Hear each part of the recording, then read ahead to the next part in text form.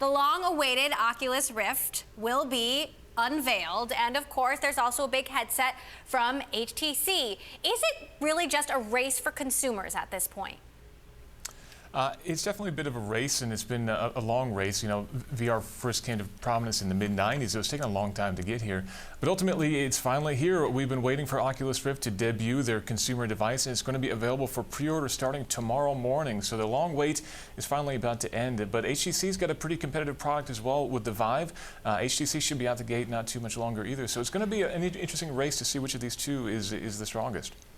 So what if I don't have $300 to spend on a headset?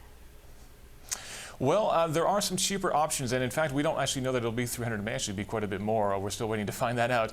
But probably the best low-cost option actually comes from Samsung. If you happen to have one of the latest generation Samsung phones, either the Galaxy Note or the Galaxy S5 or S6, you can get what's called a Gear VR, which is basically a virtual reality headset minus the display. You plug your phone in, and then your phone becomes the display.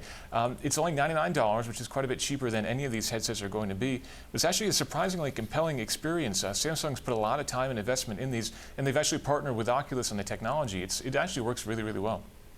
Now, I want to talk also about augmented reality. We've been waiting a long time to see something more from Magic Leap that is working on this very secretive augmented reality technology. It works with your smartphone. I could potentially shoot aliens on my desk, for example. What are you watching for when it comes to augmented reality and Magic Leap in particular?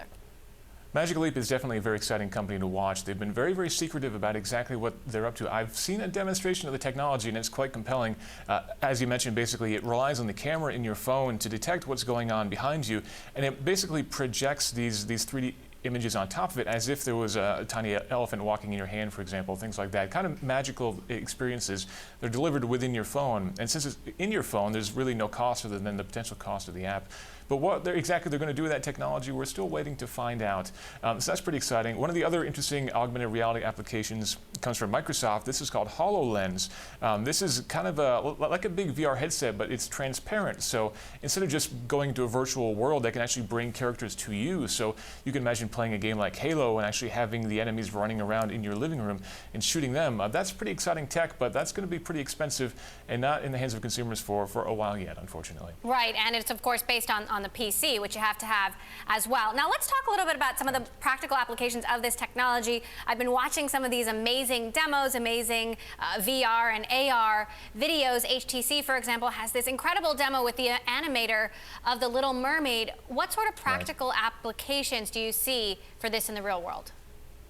Well, on the consumer side of things, gaming is definitely going to be the thing to get this into a lot of homes quickly. But ultimately, there are a lot of productivity applications. I was just up at Ford HQ in Dearborn not too long ago, and they're actually using VR to help designers basically come up with better interiors for cars. They can very quickly and easily make changes to those interiors, and the designer can put the VR headset on and basically act as if they're sitting inside the car. You can see a lot of potential for designers and even for doctors to look at things on a molecular scale as if they were inside of those cells.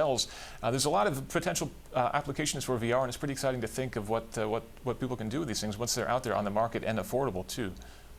When it comes to gaming, what are the top titles, top VR and AR titles right now? Right now, I think Minecraft is probably the most exciting. We've seen demonstrations of that on Oculus Rift, so you can get full VR. We've also seen that running on Microsoft's HoloLens, so you get the augmented reality experience where you can have your creations sitting on the tabletop in front of you, which is pretty exciting. That's one of the most popular games in the world, and so that will be a huge seller, I think, for VR. One of the most compelling experiences is Alien Isolation. That's as if you're basically in one of those creepy alien movies. You can imagine walking down the corridors and hearing the alien kind of hunting you. That's a pretty compelling, pretty freaky experience, to say the least. Oh, okay, so if you could pick one company that you are most optimistic about, which one would it be? Quickly. Right now, it's got to be Oculus Rift with the backing of Facebook. They're definitely aiming high with their technology. I think they'll do very, very well. HTC's got a great product, but Oculus, I think, has the better backing.